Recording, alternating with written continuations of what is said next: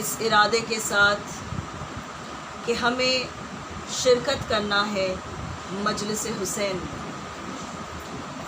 اور یہاں بیٹھ کر ہمیں پرسہ دینا ہے، اور ایسا پرسہ دینا ہے انشاءاللہ کہ جو قبول ہو۔ عزیزان گرامی، ہماری یہاں موجودگی خود اپنے آپ میں اس بات کی دلیل ہے کہ ہمارے والدین نے جو دعائیں کی تھیں وہ دعائیں مستجاب ہوئی۔ عزیزان گرامی، ایک ہی ذخیرہ ہے ہمارے پاس، ایک ہی دولت ہے ہمارے پاس، واقعاً ایک ہی ایسی نعمت ہے جس کا یقین ہے کہ ہم چاہتے ہیں کہ یہ جو ہے ہماری اگلی نسلوں تک منتقل ہو جائے، اور کوئی چیز منتقل ہو نہ ہو ہم نہیں جانتے۔ انسان کی طبیعت میں یہ چیز شامل ہے کہ وہ چاہتا ہے کہ اس کے آنے والی جو نسلیں ہیں، اس کے بعد اس کی اولاد اور ان کی اولادیں، جو بہترین چیز میرے پاس موجود ہو ان کو میں ان کے لیے، اس چیز کو میں ان کے لیے محفوظ کر دوں۔ عزیزان گرامی، اس سے بڑا خزانہ ہمارے پاس ہے ہی نہیں، اس لیے کہ دونوں جہان کی سب سے عظیم نعمت یہی ہے، سب سے عظیم عبادت یہی ہے۔ لہٰذا جیسے ہمارے والدین نے دعائیں کی، ویسے ہمیں بھی دعا کرنا چاہیے کہ پروردگارا جو کچھ ہم اپنی نسلوں کو سکھانا چاہتے ہیں وہ سکھا سکیں، اور اللہ انہیں راہ راست پر رکھے، خود ہمارا خاتمہ بالخیر ہو، اور ہماری آنے والی نسلیں جو ہیں وہ اس خزانے کو اپنے سینوں میں محفوظ اور زندہ پائیں کہ جو محبت حسین ہے۔ درود پڑھیں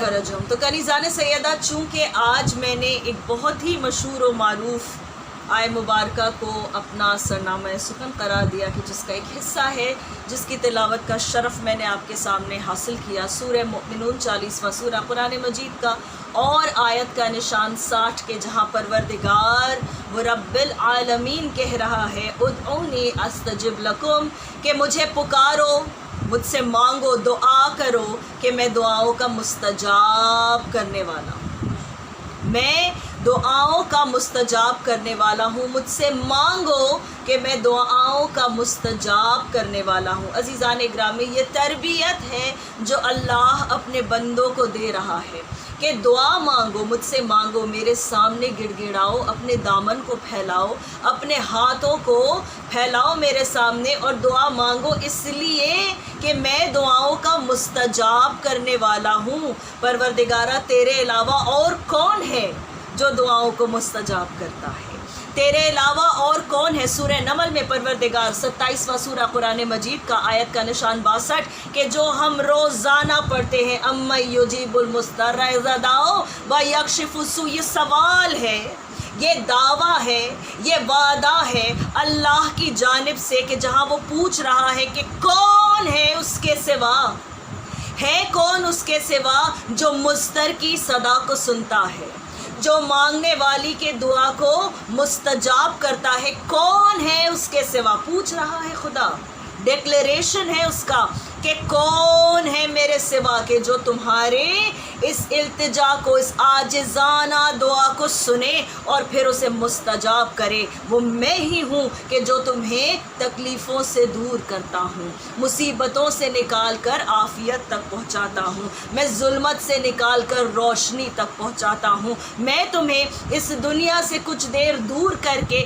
فرش عزا پر بٹھاتا ہوں۔ ایک درود پڑھیں مل کر۔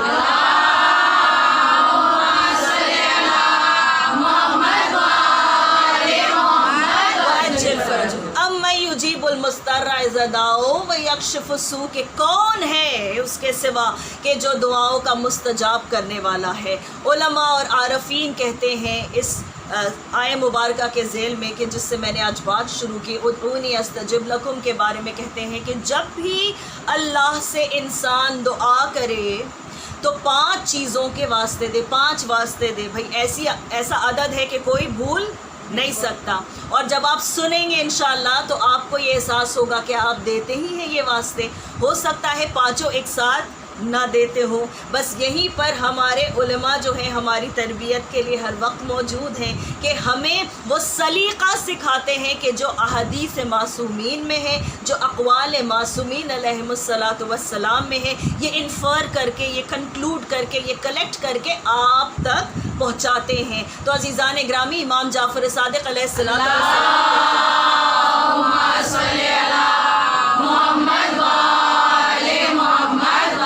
کہ جو بھی ہمارے امر کو زندہ کرے وہ ہم میں سے ہے.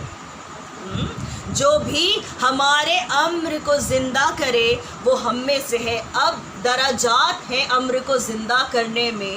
کوئی ہے کہ جو معرفت کی منزل پر ہے، عارف ہے. کوئی ہے جو علم کی منزل پر ہے، عالم ہے. کوئی ہے جو سیکھنے کی منزل پر ہے اور طالب علم ہے.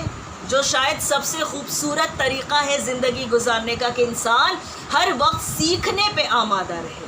علم کی دعا انسان بعد میں مانگے، پہلے یہ دعا کرے کہ پروردگارہ میرے سینے کو اتنا وسیع کر دے اور میرے تکبر کو ایسے مٹا دے کہ میں پوچھوں اور سیکھوں، کہ میں پوچھوں اور سیکھوں. تو عزیزان گرامی، درجات ہیں امر کو زندہ کرنے کے لیے، لیکن ہر درجے کے پھر اپنی عظمتیں ہیں. تو آپ یہ کبھی نہ سوچئے گا کہ کوئی بہت بڑا عالم ہے تو صرف وہی میرے مولا کے امر کو زندہ کر رہا ہے، کہ صرف وہی اہل بیت کے امر کو زندہ کر رہا ہے. نہیں، جس نے امام بارگاہ کا دروازہ کھولا اس نے بھی امر کو زندہ کیا. جس نے فرش کو بچھایا اس نے بھی امر کو زندہ کیا. جس نے اعلان کیا، جس نے جگہ بنا کر دوسرے کو بیٹھنے کا موقع دے دیا، جس نے انتظار کیا، وہ بھی جو وقت پر موجود ہو گیا، وہ بھی جو مصروفیات زندگی میں سے یہ وقت نکال کر یہاں پر آ گیا. ہم سب مل کر اسی امر کو زندہ کرنے کی کوشش کر رہے ہیں، ہم سب مل کر. تو عزیزان گرامی، 5 واسطے، اپنی بات پر واپس آتے ہوئے، کہ 5 واسطے ہیں جو علماء اور عارفین کہتے ہیں کہ ہمیں دینے چاہیے. پہلا واسطہ ہم یہ کہیں جب دعا کے لیے ہاتھ اٹھائیں نا، درود پڑھیں ہمیشہ، اور پھر کہیں کہ پروردگارہ تجھے واسطہ محمد و آل محمد کا، ان کے لیے میری دعا کو قبول کر لے، ان کے لیے میری دعا کو قبول کر لے. دوسرا واسطہ جو وہ کہتے ہیں، کتنی خوبصورت بات ہے، دیکھیے. دوسرا واسطہ یہ ہے کہ پروردگارہ جو محمد و آل محمد کا حق ہے تجھ پر، اس کا واسطہ ہماری دعا کو قبول کر لے، اس کا واسطہ ہماری دعا کو قبول کر لے. تیسرا جملہ اور بھی زیادہ مسرور کر دے گا آپ کے دل کو، اس لیے کہ تیسرا واسطہ جو دینے کو کہتے ہیں یہ نسخہ ہے. یہ نسخہ ہے. کیا کہتے ہیں علماء اور عارفین؟ کہ جب دعا مانگو تو کہو کہ پروردگارہ اس محبت کا واسطہ جو تجھے محمد و آل محمد سے ہے کہ میری دعا کو مستجاب کر لے. چوتھا واسطہ سنیں گے، پروردگار تجھے اس محبت کا واسطہ کہ جو محمد و آل محمد کے دل میں تیرے لیے ہے، میری دعا کو مستجاب کر لے. اور اس حصار کو مکمل کرتے ہوئے، اس بات کو مکمل کرتے ہوئے اپنے کو ان سے جوڑ دیں. وہ جو مرکز ہے طہارتوں کا، وہ جو مرکز ہے عزتوں کا، ان سے خود کو جوڑتے ہوئے آخری واسطہ یہ دے کہ پروردگارہ جو میرے دل میں محمد و آل محمد کی محبت ہے، اس کے لیے میری اس دعا کو قبول کر لے. ایک دعا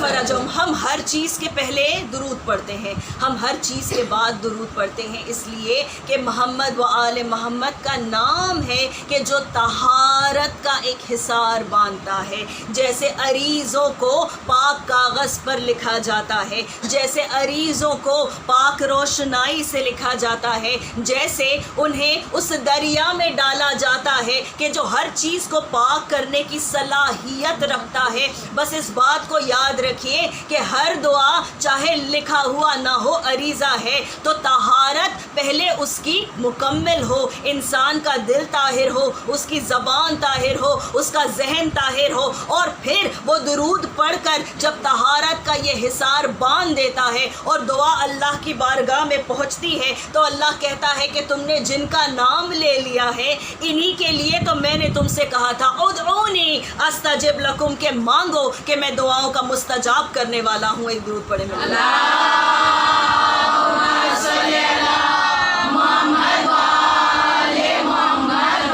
فرجم۔ واسطوں کی اہمیت ہمیں بچپن سے سکھلایا جاتا ہے، ہمیں بچپن سے یہی۔ ایک درود پڑھ دیں مل کر، ذرا ذرا آگے آ جائیں، کوشش کرتے ہیں گنجائش نکل آئے تو۔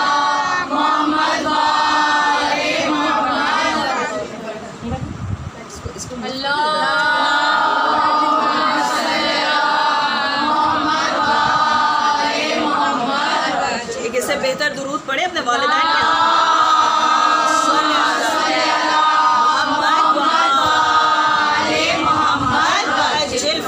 تو عزیزان گرامی، درود پڑھ کے ہم جو آگے بڑھتے ہیں، پیچھے ہٹتے ہیں، جگہ نکالنے کی گنجائش پیدا کرنے کی کوشش کرتے ہیں، اللہ اتنا رحیم و کریم ہے، کہتا ہے چلو اس کے لیے بھی ثواب دوں گا، اس کے لیے بھی تمہیں اتنے ثواب دوں گا کہ جن کا شمار کرنا میرے فرشتوں کے لیے مشکل ہو جائے گا۔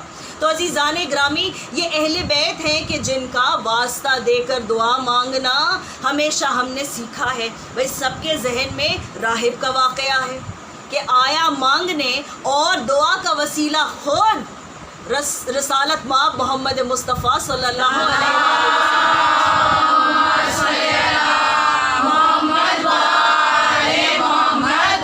اپنے چھوٹے سے نواسے کو بنایا کہ تم اگر کہہ دو تو کہتا جاتا ہے راہب کہ میرے پاس اولاد نہیں۔ ادھر رسالت مآب کا جواب ہے کہ میں نے لوح محفوظ کا مطالعہ کر لیا، تیری قسمت میں اولاد نہیں۔ جو حسین کی زبان سے یہ بات نکلی تو اللہ نے کہا ادعونی استجب لکم، کہ مانگو کہ میں دعاؤں کا مستجاب کرنے والا ہوں۔ بارہا یہ تربیت کی گئی امت کی کہ دیکھو جب واسطہ دے کر دعا مانگو گے تو ہی دعا قبول ہوگی، اس لیے کہ جب اللہ درمیان میں معصوم کے بغیر تم سے بات نہیں کرتا تو تمہاری کیا حیثیت ہے کہ تم معصوم کے بغیر اس سے بات کر لو؟ تمہاری کیا حیثیت ہے کہ تمہاری کوئی بات وہاں تک پہنچ جائے اور قابل قبول ہو جائے؟ دیکھو جب تم ان کا واسطہ دیتے رہو گے تو ان کے ناموں میں یہ تاثیر ہے کہ یہ تمہارے ظرف کو پاک کرتے چلے جائیں گے، یہ تمہارے ظرف کو پاک کرتے چلے جائیں گے۔ بہت دور جانے کی ضرورت نہیں، 8ویں امام رضا علیہ السلام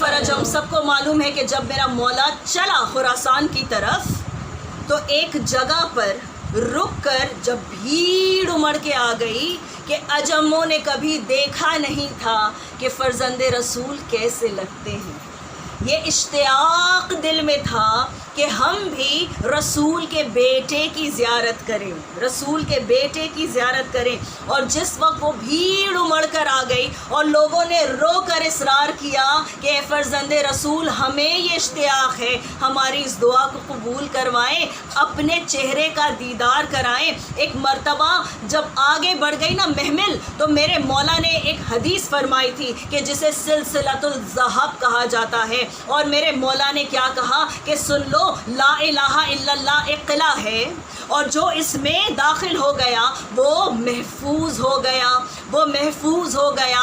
اور اس کے بعد یہ سلسلہ ہے، یہ سند ہے جو میرے مولا نے بیان کی، اور اپنے اجداد کا نام لے کر اللہ تک اس سلسلے کو پہنچایا کہ سنو میں نے اپنے بابا سے سنا، انہوں نے اپنے بابا سے سنا۔ عزیزان گرامی، یہی معجزہ ہے، یہی معجزہ ہے کہ فرزند رسول کا چہرہ دیکھنے کے بعد دوست اور دشمن سبھی یہی کہتے تھے، اور اس کے بعد ہزاروں کتابوں میں سلسلۃ الذہب کے نام سے آج بھی یہ احادیث یہ موجود ہے، یہ سند موجود ہے۔ عزیزان گرامی کیا کہا کہ سن لو، یہ وہ سلسلہ ہے کہ اگر کسی بیمار پر پڑھ کے دم کر دیا جائے تو اس کی بیماری جاتی رہے گی، اگر کسی مجنون پر دم کر دیا جائے تو اس کی عقل واپس سالم ہو جائے گی، اگر کوئی مرتا ہوا ہو اور اس پر ان 8 اماموں کے نام اگر دم کر کے پھونک دو تو وہ فوراً اٹھ کھڑا ہوگا۔ تو عزیزان گرامی واسطے تو ہم نے ہمیشہ اسی در سے سیکھے ہیں، یہ ان کے ناموں کا اثر ہے۔ ذرا ایک بار تصور کریں کہ محبت اگر ان کی دل میں آپ کے ہے، اور کبھی اگر آپ کا کوئی عمل قابل قبول ہوا انشاءاللہ اور جنت سے انہوں نے آپ کو دیکھا اور اس کے بعد فرشتوں سے کہا کہ دیکھو خیال رکھو یہ ہمارا ہے، خیال رکھو یہ ہمارا ہے، اس نے ہم سے رشتہ جوڑ لیا ہے، اس نے ہم سے وہ رشتہ قائم کر لیا ہے، ذرا تصور کریں کہ آپ کی دعاؤں کا معیار کیا ہو جائے گا۔ ایک درود پڑھیں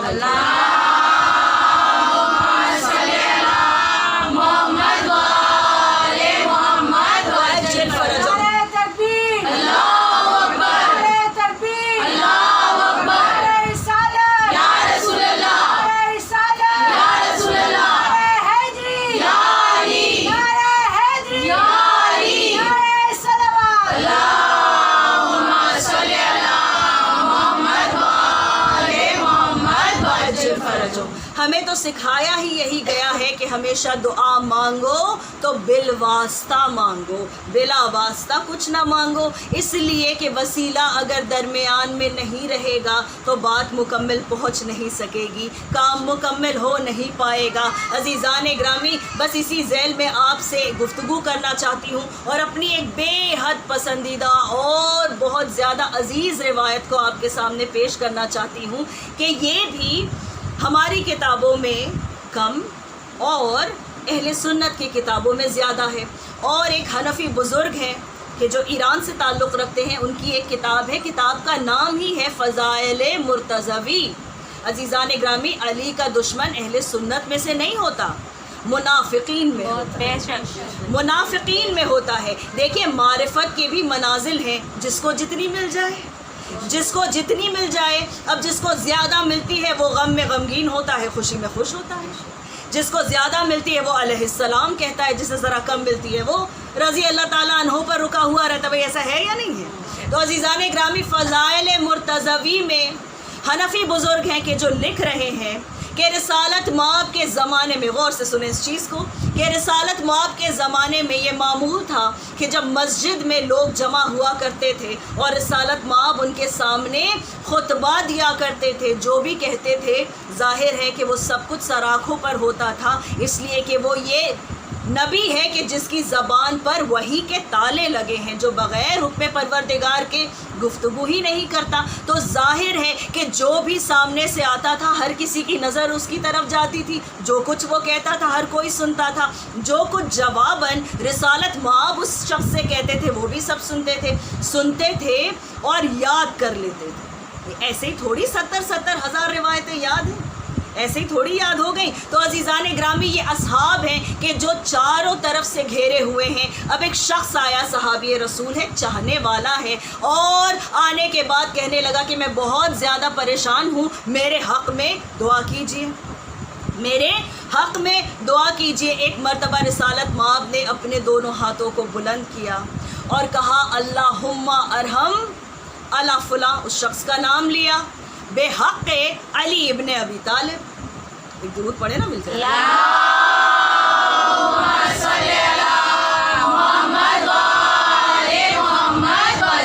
کہ پروردگار تو اس شخص پر رحم کر، بے حق علی ابن ابی طالب۔ یہی معمول تھا جب کوئی آ کر کہتا تھا کہ مجھے بہت پریشانی ہے۔ دیکھیے امت کی تربیت کیسے ہوتی ہے، لوگوں کی تربیت کیسے ہوتی ہے۔ جانتے تھے رسالت مآب کہ میری امت کی اکثریت میری سنت پر چلنے کا جب جھنڈا بلند کرے گی تو اس بات کو یاد دہانی کے لیے بار بار میرے ہی ممبر سے بیان کیا جائے گا کہ دیکھو سنت کا اہم پہلو محبت اہل بیت ہے، محبت اہل بیت ہے۔ تو جب بھی کوئی آتا تھا رسالت مآب اپنے ہاتھ بلند کرتے تھے۔ میری ایک بات سمجھ میں نہیں آتی کہ جو عشق اول ہو خدا کا، جو نور اول ہو خلقت کا، جو حسن اول ہو، جو علم اول ہو، جو حلم اول ہو، عزیزان گرامی کیا ضرورت ہے اس کو کہ واسطہ دے؟ یہ سکھانا چاہتے تھے رسالت مآب کہ دیکھو دیکھو اگر چاہتے ہو کہ دعائیں مستجاب ہو جائیں تو یا علی کا واسطہ دو یا اولاد علی کا واسطہ دو، یا علی کا واسطہ دو یا اولاد علی کا واسطہ دو۔ بھائی روزانہ یہی ہوتا تھا، مسلمان تھے، پریشان حال تھے، اپنی تمام دولت گوا چکے تھے، جب سے یہاں آئے تھے سوشل بوائکاٹ میں اپنی زندگی جی رہے تھے۔ کسی نے پلٹ کر ان سے نہیں پوچھا تھا سوائے رسالت مآب کے کہ جنہوں نے مال خدیجہ صرف کیا انہیں پالنے میں، اور سوائے حیدر کرار کے کہ جنہوں نے مال غنیمت جمع کیا ان میں بانٹنے کے لیے۔ تو عزیزان گرامی یہ پریشان حال مسلمان جب آ کر کہتے تھے یا رسالت مآب میرے لیے دعا فرمائیں، ایک مرتبہ اللہ کا رسول ہاتھوں کو بلند کرتا تھا اور کہتا تھا کہ پروردگار اس شخص پر رحم فرما بحق علی ابن ابی طالب۔ سنتے سنتے سنتے سنتے لوگوں کے دل جل گئے، عاجز آ گئے لوگ کہ یہ کیا بات ہے، یہ کون سا طریقہ ہے؟ جب دیکھو علی، جب دیکھو علی، جب دیکھو علی۔ اب آپ کو کوئی یہ کہے تو برا نہ مانیے گا، یہ تہمت معاذ اللہ نعوذ باللہ رسول پہ بھی لگائی گئی کہ جب دیکھو اپنے بھائی کے فضائل۔ بھائی ہم بھی جب دیکھو اپنے مولا کے فضائل، ہم کریں تو کیا کریں؟ ہم تو ابھی تک بے شمار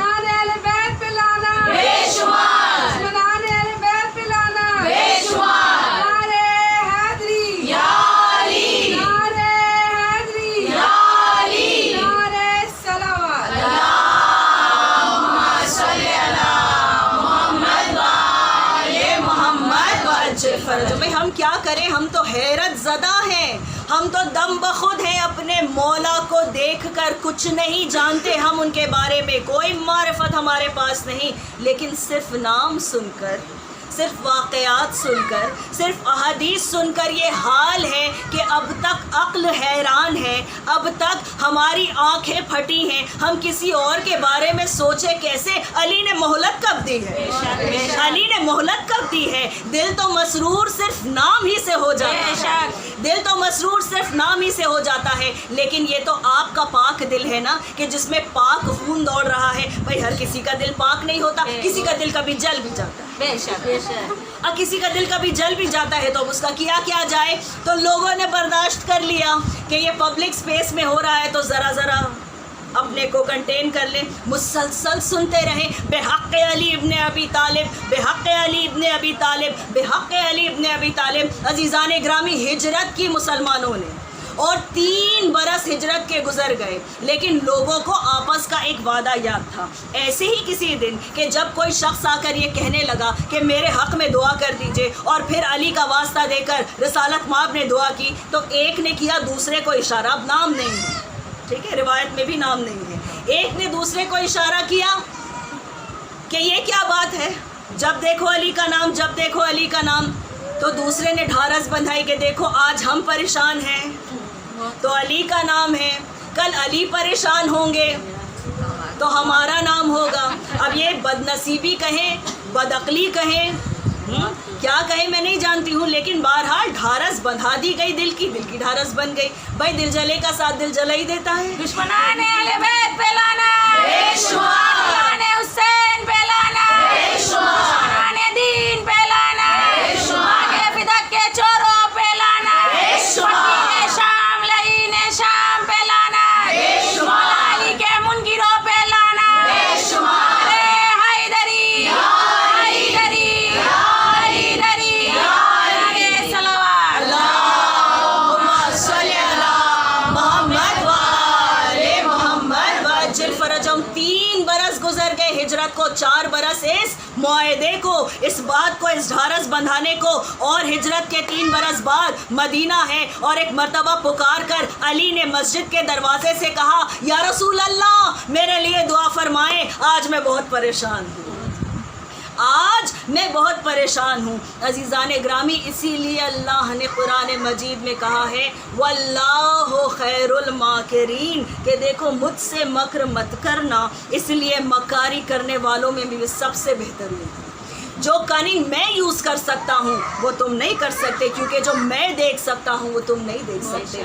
جو قدرت میرے پاس ہے وہ تمہارے پاس نہیں ہے. اگر مکر و فریب سے تم نے کام لیا, اگر منافقت سے تم نے کام لیا, اگر نفاق تمہارے دل میں ہے, تو یاد رکھو میں دلوں کا پڑھنے والا ہوں. عزیزان گرامی, رسوا ہوتا ہے وہ کہ جو محمد و آل محمد کے مقابل آ کر کھڑا ہونا چاہے. ایک مرتبہ پکار کر حلال مشکل کائنات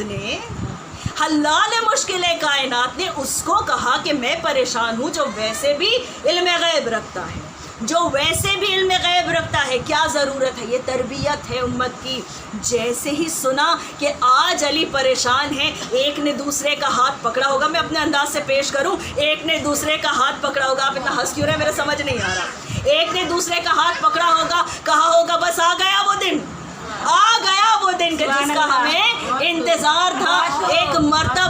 ایک مرتبہ عجیب منظر دیکھنے والوں نے دیکھا, اللہ کا رسول اپنے مقام پہ کھڑا ہوا, ایک مرتبہ ہاتھوں کو بلند کیا, اور بلند کرنے کے بعد کہا اللہم ارحم علی ابن ابی طالب, بے حق علی ابن ابی طالب. ایک درود پڑھے مل کر.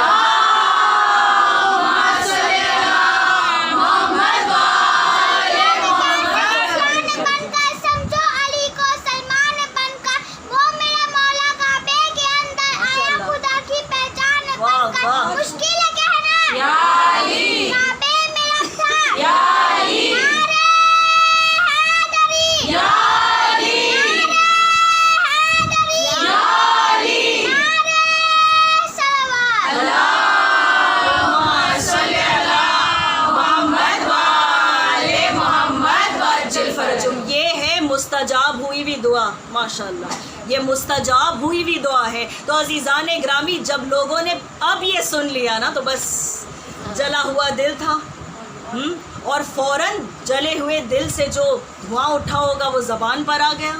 کہا یا رسالت مآب, یہ کون سی بات ہے, یہ کون سا طریقہ ہے کہ جب ہم پریشان ہو تو علی کا واسطہ, جب وہ پریشان ہو تو علی کا واسطہ, جب سب پریشان ہو تو علی کا واسطہ, اور جب علی پریشان ہو تو علی کا واسطہ. ایک مرتبہ رحمت کو جلال آیا, اور رسالت مآب نے پلٹ کر کہا کہ تم اپنی بات کرتے ہو, سن لو کہ جب میں پریشانی میں ہوتا ہوں تو میں کہتا ہوں سن لے یہ کہ میں کہتا ہوں کہ اللہ مجھ پر رحم کر, بے حق علی ابن ابی طالب. ایک درود پڑھیں.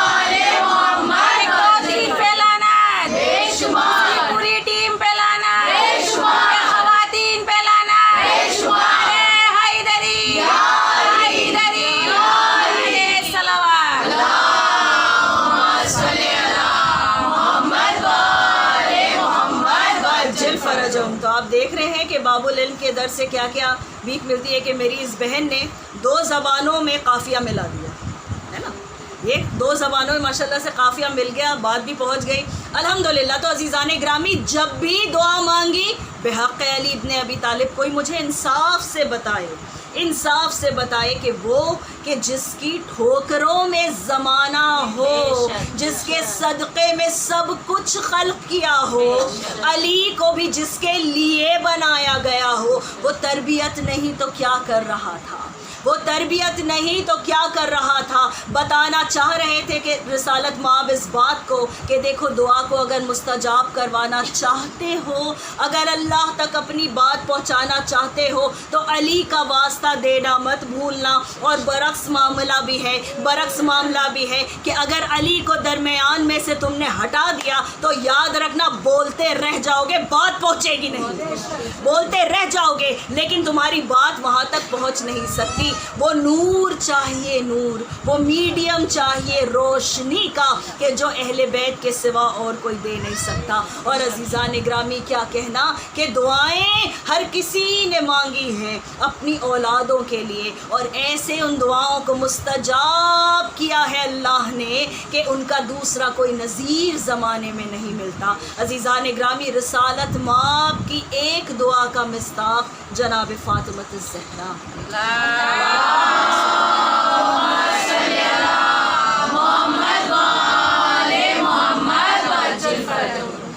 ایک دعا کا مصداق جناب فاطمۃ الزہرا ہے۔ دوسری دعا کا مصداق کہ پروردگار اپنی جانب سے ایک ناصر، ایک مددگار عطا کر، مولائے کائنات ہیں۔ عزیزان گرامی مولائے کائنات کی دعا کا مصداق سرکار وفا عباس علمدار ہے یا نہیں ہے؟ عزیزان گرامی اور ہم سب پر جو سایہ ہے اس علم کا، یہ میری شہزادی کی دعا ہے، یہ میری شہزادی کی دعا ہے۔ عزیزان گرامی مسجد استسقاء آج بھی موجود ہے کہ جہاں آپ جب جائیں گے انشاءاللہ تو آپ دیکھیں گے کہ رسالت مآب نے مدینے میں قحط پڑنے کے بعد وہاں جا کر دعا کی تھی، نماز پڑھی تھی اور دعا مانگی، اور اپنے ساتھ کس کو لے گئے؟ اپنے چھوٹے سے نواسے حسین کو لے کر گئے، اور لے کر گئے اس شان سے کہ کہا کہ میرے لال جب میں نماز کے بعد دعا مانگوں تو تم اپنے چھوٹے چھوٹے ہاتھوں کو اٹھا کر آمین کہو، تم اپنے ننھے ننھے ہاتھوں کو بلند کر کے آمین کہنا۔ یہ بھی تربیت تھی، یہ بھی تربیت تھی۔ اور عزیزان گرامی جب وہ نماز ادا کر لی رسالت مآب نے، اور ایک مرتبہ اصحاب نے چاہنے والے یہ دیکھا کہ آنکھوں سے آنسو جاری ہیں، ایک مرتبہ تڑپ کر پوچھتے ہیں یا رسالت مآب رونے کا سبب کیا ہے؟ رونے کا سبب کیا ہے؟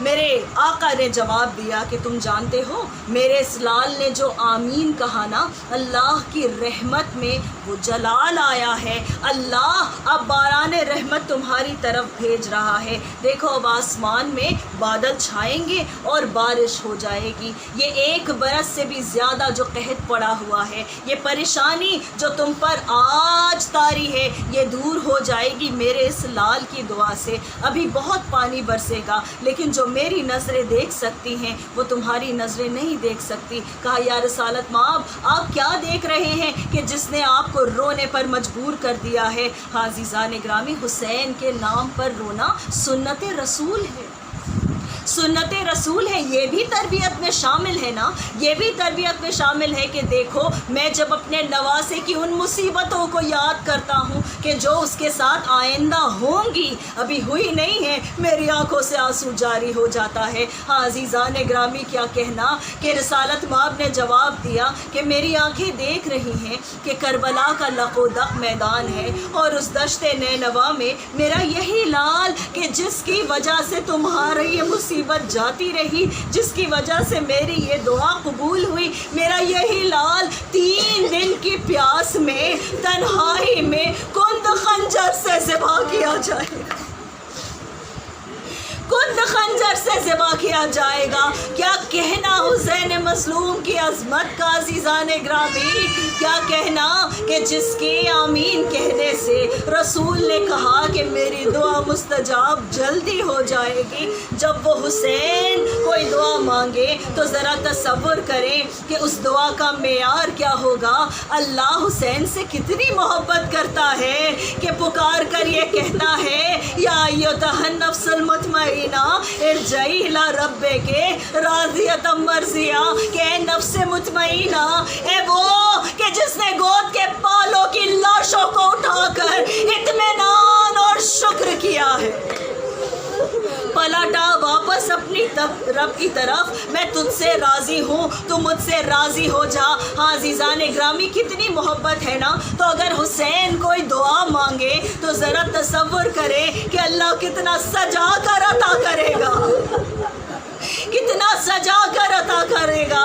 عزیزان گرامی ایک دعا میرے مولا نے مانگی تھی اپنی نمازوں میں، تہجد کی نمازوں میں، رات کے اندھیرے میں، کہ جب میرا مولا مجھ मुसल्ले पर खड़ा हुआ करता था, अपने हाथों को एक मर्तबा बुलंद करके मेरा मौला कहता था कि परवरदिगारा मुझे एक बेटी इनायत फरमा, मुझे एक बेटी इनायत फरमा कि जिसके बगैर मैं न रह सकूं, जो मेरे बगैर न रह सके, जो मेरे बगैर न रह सके। और जब तो मुझे पुकारे तो तेरी बारगाह में मैं उसे रोता बिलखता छोड़ कर आ जाऊं, उसे रोता बिलखता छोड़ कर आ जाऊं। अल्लाह अकबर। हाथों को जोड़कर हम अर्ज़ करें कि मौला ऐसी दुआ मांगने की वजह क्या है? ये हुसैन ने अपने इम्तिहान का मेयार तय किया है और इस इम्तिहान के मेयार का नाम है सकीना। अज़ीज़ान ग्रामी, देखा ना आपने कि कैसे ये दुआ मुस्तजाब हुई कि जब असर आशूर मेरा मौला अरे निकल रहा था आखिरी विदा करके अपने खानवादे को, क्या देखा मेरे मौला ने? घोड़ा आगे नहीं बढ़ता था ना हुसैन का। कितनी ज़हीन है ये बच्ची, कितनी समझदार है ये बच्ची कि घोड़ों के सुमों से लिपटी है। एक मर्तबा बाबा के सामने हाथ जोड़कर कहती है कि बाबा एक आखिरी बार मुझे सीने से लगा लो, एक आखिरी बार मुझे गोद में उठा लो। ए बाबा, तुम्हारा लिबास देखकर समझ में आता है कि हम गरीब हो गए। मुझे इंसाफ से बताएं, मुझे इंसाफ से बताएं, हुसैन की दुआ मुस्तजाब हुई या नहीं हुई? अरे जब मेरा मौला चला, मेरी बीवी कहती थी जाओ बाबा, खुदा हाफिज़ व नासिर, तुम्हें अल्लाह उसके रसूल उसके वली को सौंपे। कहो कोई इंसाफ से मुझे बताओ कि मेरे मौला की दुआ मुस्तजाब हुई कि नहीं? जो सीने पर सोती थी वो असर आशूर के बाद कभी सो नहीं सकी, वो असर आशूर के बाद कभी सो ना सकी। जज़ाकुम रब्बुकुम। खुदा आपको किसी गम में ना रुलाए सिवाय गम मोहम्मद व आले मोहम्मद। खुदा आपको किसी गम में ना रुलाए। माशाल्लाह मेरे सामने माओं का मजमा है ना, हौसला करके सुने। ख़वातीन की ये मजलिस है ना, बस इतना मुझे बताएं कि जब अल्लाह न करे अगर किसी के घर में कोई हादसे की मौत हो जाती है, अक्सरन ख़वातीन को उसका चेहरा दिखाया नहीं जाता है और लाशों को बार बार देखने से रोका जाता है, इसलिए कि अल्लाह ने ख़वातीन के दिल को नर्म बनाया है और ये सदमा बर्दाश्त नहीं कर पाती है। इनकी मोहब्बत की गहराई दूसरी है, इनकी उल्फत की वसअत दूसरी होती है।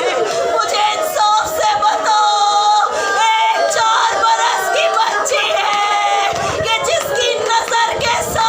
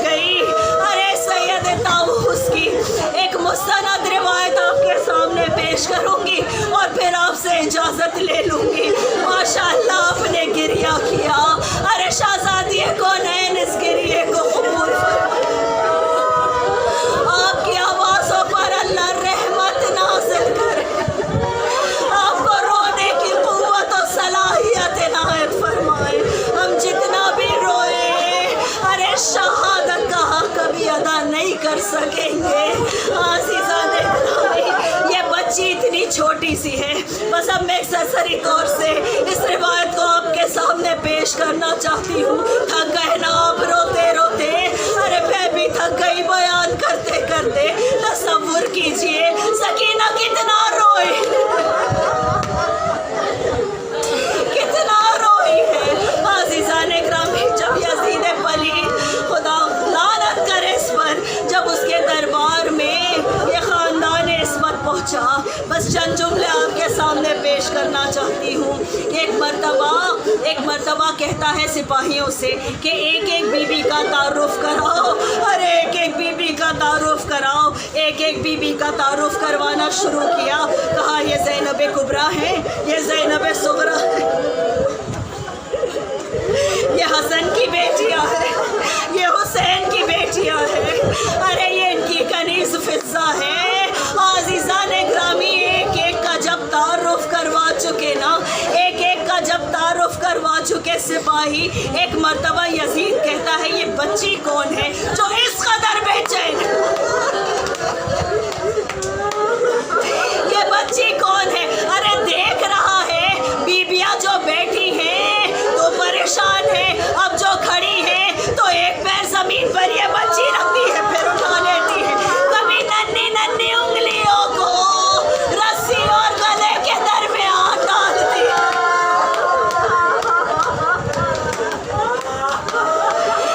कहा इसके गले की रस्सी खोलो, इसे सामने लेकर आओ। कहा इसका नाम सकीना बिन्तुल हुसैन है।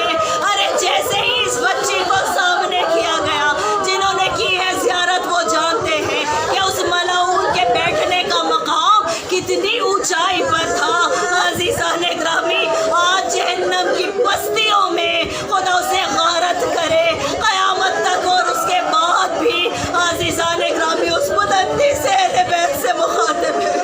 उस बुलंदी से एक मर्तबा बच्ची को आगे किया गया, लेकिन ये कोई आम बच्ची तो नहीं है ना, ये वो बच्ची है कि जिसका झूला अब्बास की बाहें है, ये वो बच्ची है कि जिसका सीना जिसका बिस्तर हुसैन का सीना है। अज़ीज़ान ग्रामी, जैसे ही इस बच्ची को आगे किया गया, एक मर्तबा नन्हे नन्हे हाथों से अपने चेहरे को सकीना ने छुपाया और जोर से एक मर्तबा रोने की आवाज़ बुलंद की। अब जो रोना शुरू किया, कुर्सी नशीन उठ उठ कर देखने लगे कि क्या मांजरा है।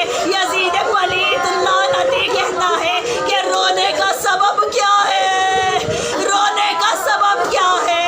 क्या कम मुसीबतें थी सकीना पर? लेकिन सकीना ने कहा क्या ये रोने की वजह कम है कि मैं इस भरे दरबार में मेरे दाखिल हूँ। ये मेरी बीबी का जुमला है और कहती है कि क्या रोने के लिए ये वजह कम है कि तुम जैसा बदकार मुझसे मुखातिब है। ये फातिमा की पोती है, अली का खून है। एक मर्तबा वो कहता है कि ये बताओ कि सफर का हाल क्या था सकीना? अरे बच्ची है छोटी सी, कुनबा पीछे है, भाई सर को झुकाए खड़ा है, पुपियाँ एक दूसरे से नजदीक होती जा रही हैं, ना महरमों की भीड़ है ना बच्ची तन्हा खड़ी है, ऊंचाई पर देखती है। एक मर्तबा कहता है कि ये बताओ सफर का हाल क्या है? अज़ीज़ान ग्रामी, बस रिवायत के जुमले आपके सामने दोहराना चाहती हूँ। मेरी बीबी ने कहा कि यजीद सुन कि जितने मसाइब हम अहले बैत पर पड़े ना, जितने मसाइब पड़े उनका शुमार करना नामुमकिन है, लेकिन उसमें से जो सबसे अदना मुसीबत है, जो सबसे छोटी मुसीबत है, वो ये है कि जब से मेरे बाबा शहीद हुए हैं सकीना सो नहीं सकी।